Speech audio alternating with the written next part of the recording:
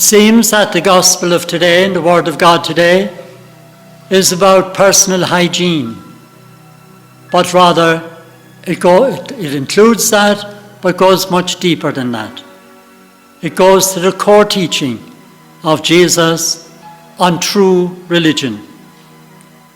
Jesus' teaching is the big issue of difference between himself, his followers, and the Pharisees. He answers the question of the Pharisees then and for us now. What is genuine spiritual living?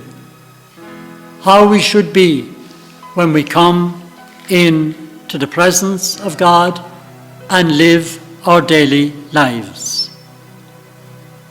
About prayer. Prayer is at the center of all our spiritual living. And Jesus said about the people that they honor me with their lips, but their hearts are far from me.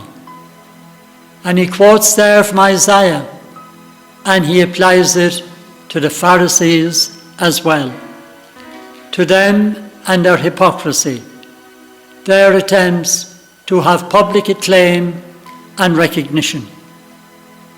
And we know to ourselves that there is all the difference in the world between saying prayers and being prayerful.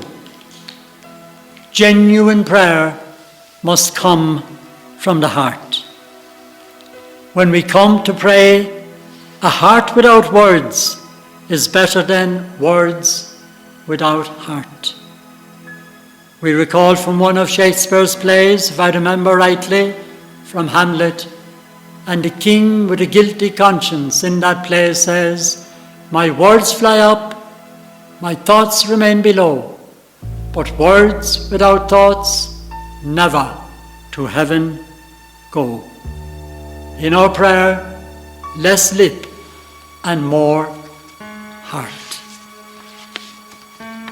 Likewise as well, Jesus talks about where our weaknesses come from. Where is the beginning of the weaknesses that we have? Very often we are tempted to blame others for our own faults.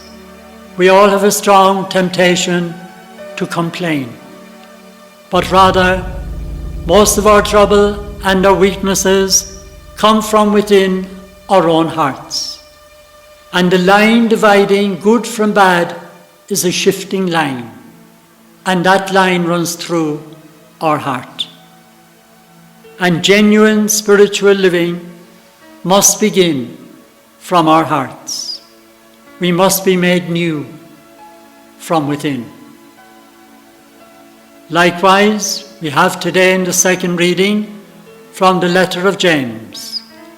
James is very strong that spiritual living must touch base. It can never be escapism. St. James identifies two groups who would need help: widows and orphans. Of course, there are many other categories of people as well. The test of good spiritual living will be the depth to which we dip into in our pockets. That is the test of our personal lives, our Christian lives, and the life of the Christian community. The Word of God can never lift us up from the ground. The Word of God can never remain mid-air. It must be anchored in our own hearts and must have an outreach towards those in need. The word of the Lord is spirit, it is life, and it is Christ who gives us the message of eternal life that begins now and is unending. We pray that our spiritual living would always be genuine and emerge from our own hearts, hearts that are renewed by the Spirit of God. Amen. Amen.